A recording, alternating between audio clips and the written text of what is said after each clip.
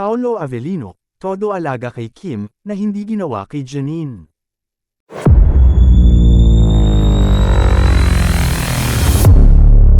Ginagawa raw ni Paolo Avellino kay Kim Chiu ang mga bagay na hindi naranasan ni Janine Gutierrez noon sa aktor.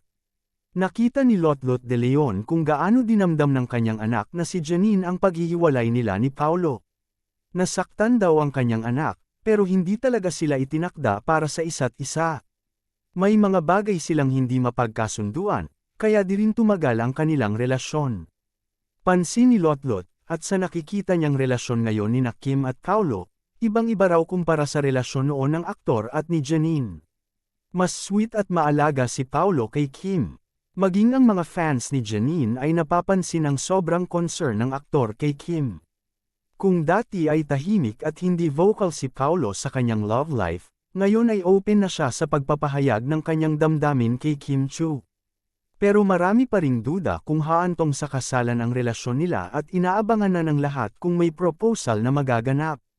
Samantala, ipinagtaka raw ni Sian Lim kung bakit hindi siya naimbita sa ginanap na GMA Gala 2024 kahit na nakagawa naman siya ng mga series sa GMA7.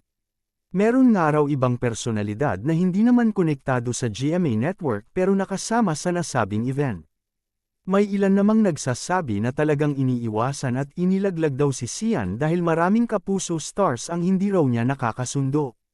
May attitude raw kasi si Sian Lim at hindi marunong makisama sa production people.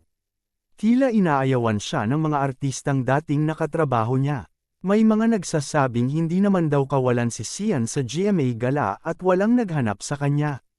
Mula nang mag-break sina Sian at Kim Chiu, naging negatibo na ang image ng aktor sa publiko. Pati ang mga netizens ay nagsasabi na walang kaibigan o katropang aktor si Sian sa GMA7, kaya walang nagtatanggol sa kanya kapag may issue o problemang kinasasangkutan. Sa kabilang banda, kahit uso na ngayon sa ilang showbiz personalities ang magkarelasyon na nagli-live-in, mukhang hindi ito kakayanin ng Chinese princess na si Kim Chiu. Old-fashioned kasi ang mga Chinese, kaya dapat na magpakasal muna ang magnobyo bago magsama. Kaya naman nang tanungin si Kim kung pabor siya sa setup na live-in, todo tanggi siya dahil tiyak na hindi papayag ang kanyang pamilya. Sa panahon ng relasyon ni Kim Chiu at Sian Lim na tumagal ng 13 taon, naghintay ang Chinese princess na siya ay may kasal. Pero walang naganap na proposal. Nangarap pa naman si Kim na makapagsuot ng wedding gown at may kasal sa simbahan. Handa na siyang mag-settle down at bumuo ng sariling pamilya. Pero yun nga, nauwi lang sa hiwalayan ang relasyon nila ni Sian. Ngayon, marami ang nag-aabang kung si Paolo Avellino ang tutupad sa pangarap ni Kim na maging bride. May kasalan bang magaganap sa taong ito?